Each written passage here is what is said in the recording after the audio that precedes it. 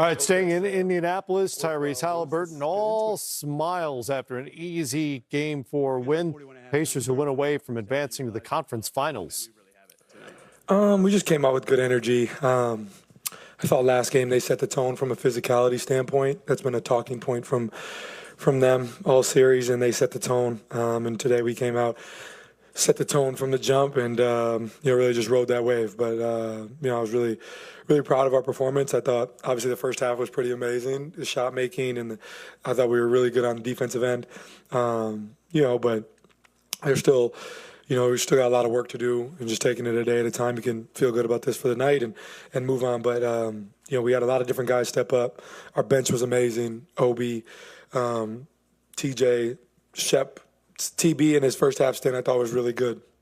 So we had a lot of different guys chip in, and that's why you see such a balanced scoring effort from all of us. You guys have 3 20-point losses the last 2 playoffs. You won the ensuing game all 3 times. What is it about you guys, or strategically or mentally, that makes it possible to respond like that? Well, I think first of all, our film sessions are always pretty ugly after a loss, especially when I think over the course of the last 2 or 3 years, you've seen when we are in like a 2-game series with somebody and we lose the first game, we typically come to play that second game. I feel like Coach is a savant when it comes to adjustments and getting the best out of guys, and I think we kind of just follow that lead, and his intensity come playoff time is it's easy to follow. And when we have a game like we had last game, such a letdown, he sets the tone with our energy in practice or film or whatever, and we just kind of follow that lead. So I feel like we're a resilient group. We've been through a lot, and we've been together for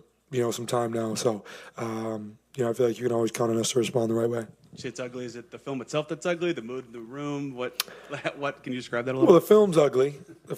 But I think Coach does a great job of challenging guys as well. I typically get the brunt of it first, and then it kind of trickles down. But I think he does such a great job of creating, having equity within his relationships with all of us, that we know he just wants the best for this team and this organization. So we have a lot of conversations, me and him with other guys. You always see him sitting down with guys in the gym and things like that. So, I feel like that's really important, and, that's why he's one of the best at what he does.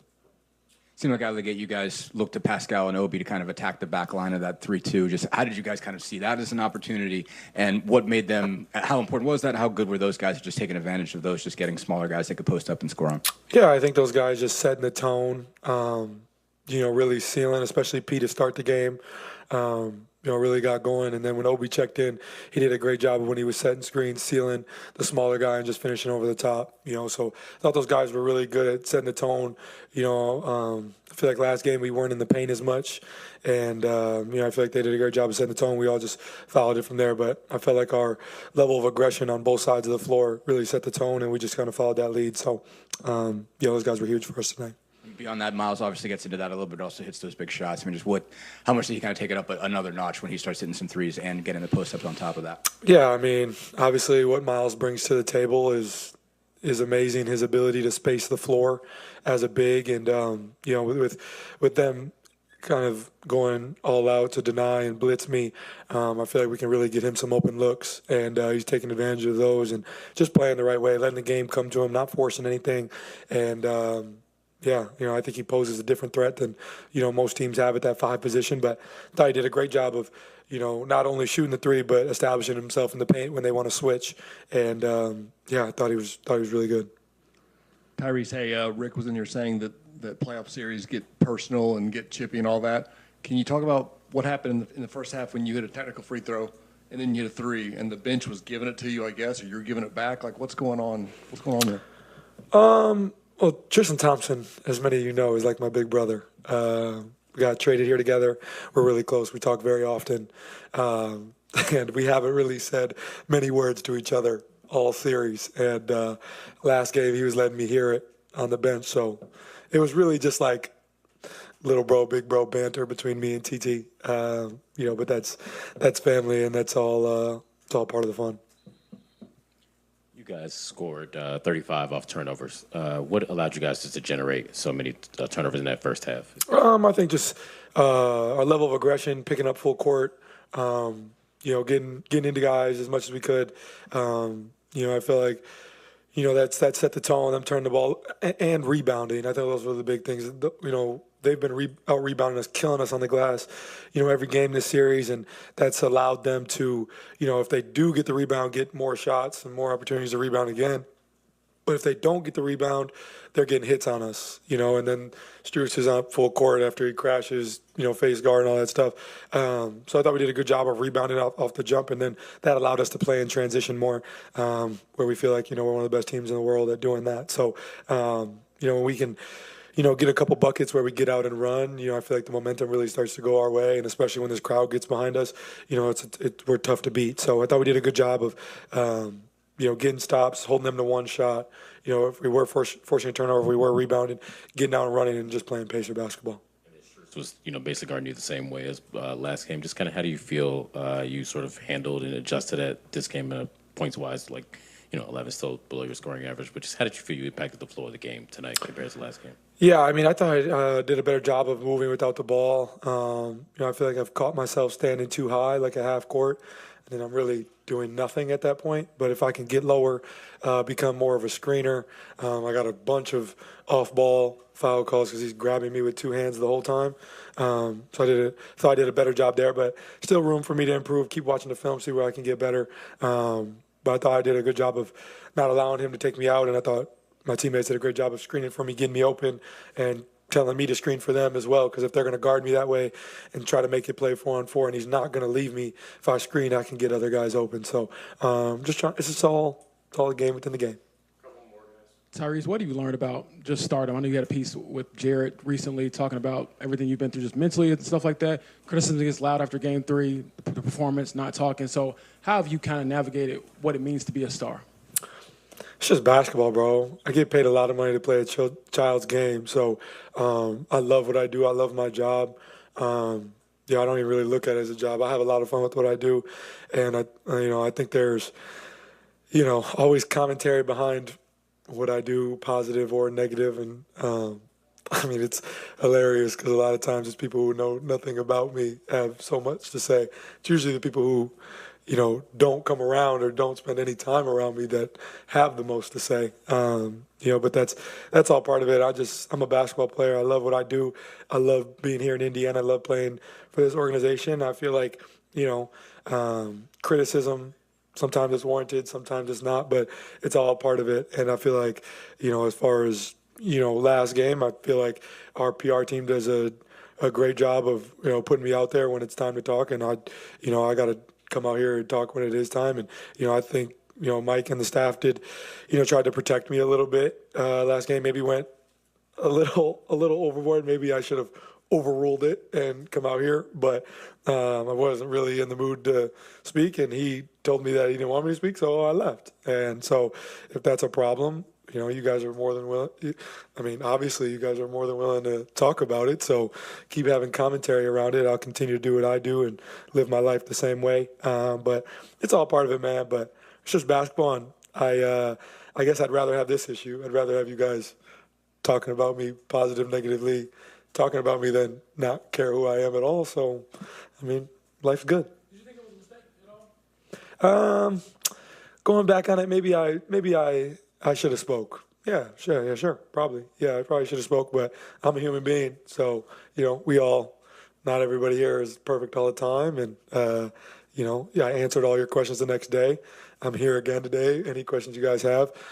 For most of you guys that are here who come to every game, I am on this podium after every game. So the one game that I'm not, I know that, somebody had to put out an article about me not showing up when, they only show up for negative things that happen with our team. So, it's all part of it. I didn't know you were going to lose that game. That's what you're getting at. If I won that game, I would have written about that too. Yeah, I'm sure. Yeah, Dustin writes about it all the time, but I'm sure you would have. All right, thank you guys. Yeah, appreciate it. Back to Indy, where Darius Garland and Evan Mobley were on the wrong end of a Game 4 thumping tonight. Darius, after the game, Kenny said a lot of this could be attributed to the Pacers coming out and playing with more force than you guys did tonight. Why did you think that you guys didn't come out with enough force?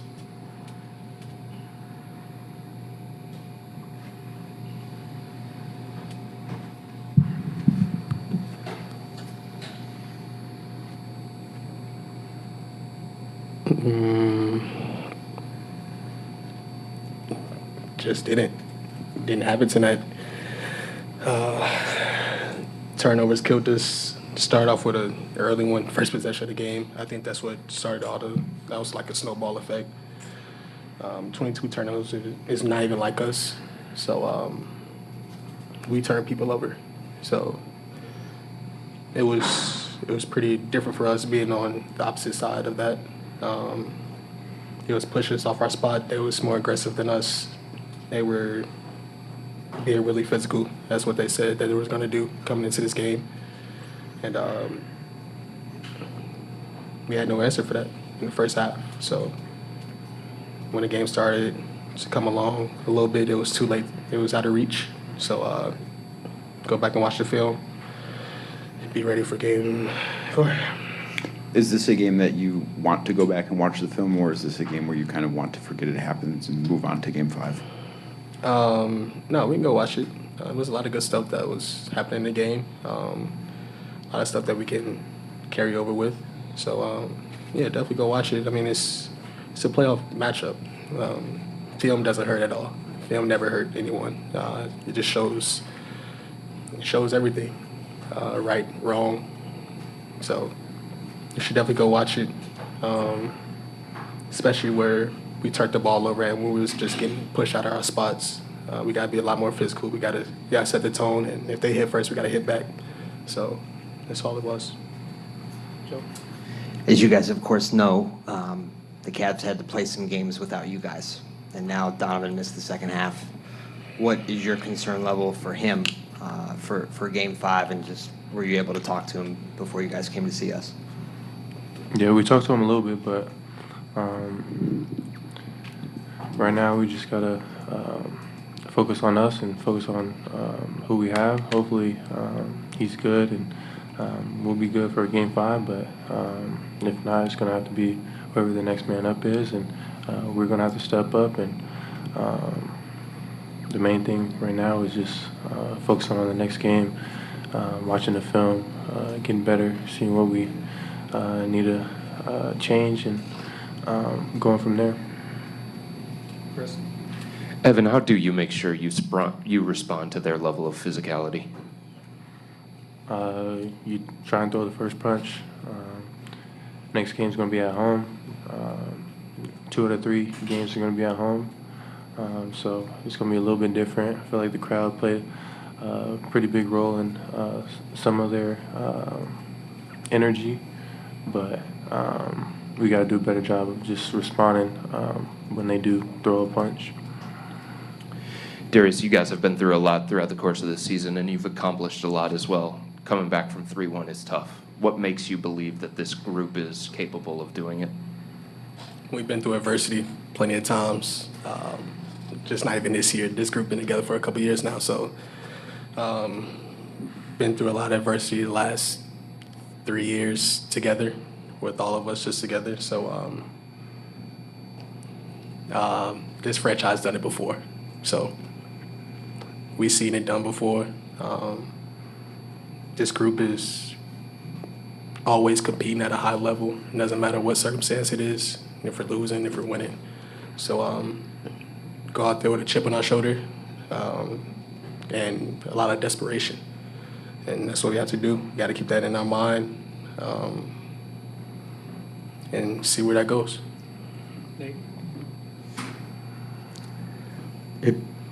If you guys talked to DeAndre about the altercation, obviously he got hit and was defending himself, but it just seemed like, that was kind of a big moment early on in the game that maybe they kind of used to get fired up. Have we talked to him? Have you talked to him about the No, we seen it. It was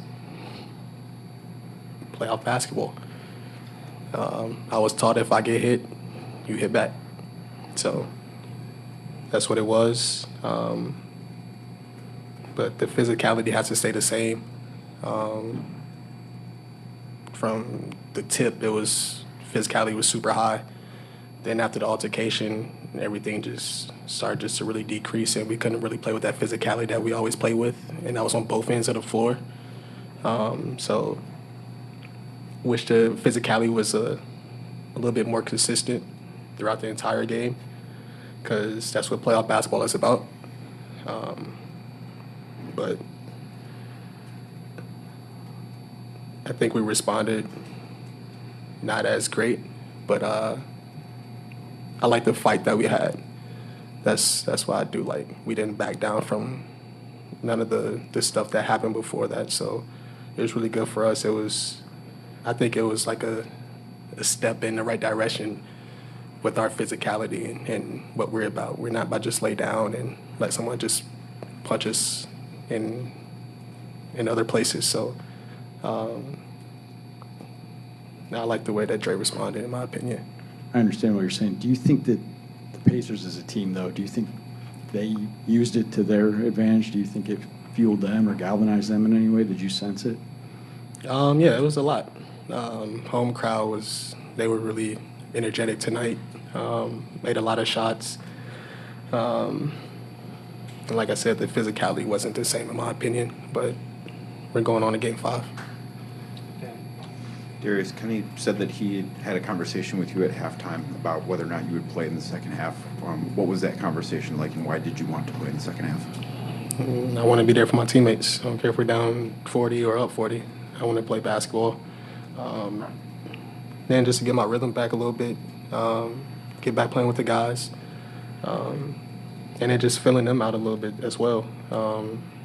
It's my second game back, especially in this series, so seeing what they're doing on the defensive end, seeing what they're doing on the offensive end, and actually being out there and participating instead of watching from the sideline, I want to go out there and play in the second half. Did you feel like you found your rhythm?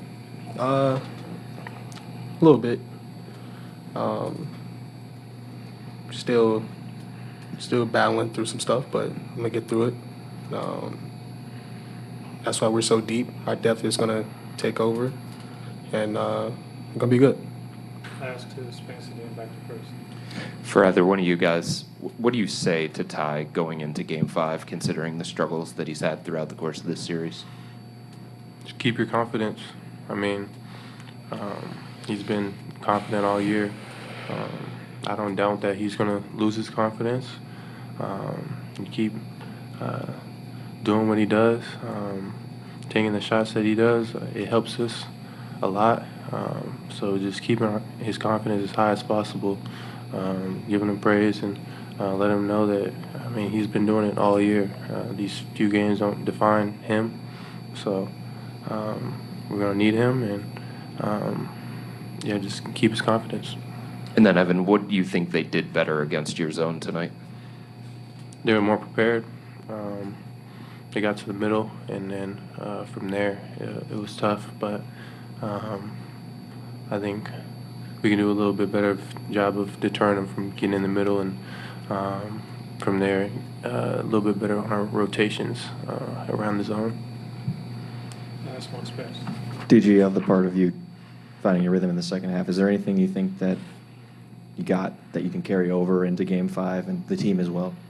Just keep being aggressive, keep playing our brand of basketball, play with that physicality that we started with, came out with last game. Go watch this film, see what we can do better, see what we can do with the zone. And, man, play our brand of basketball.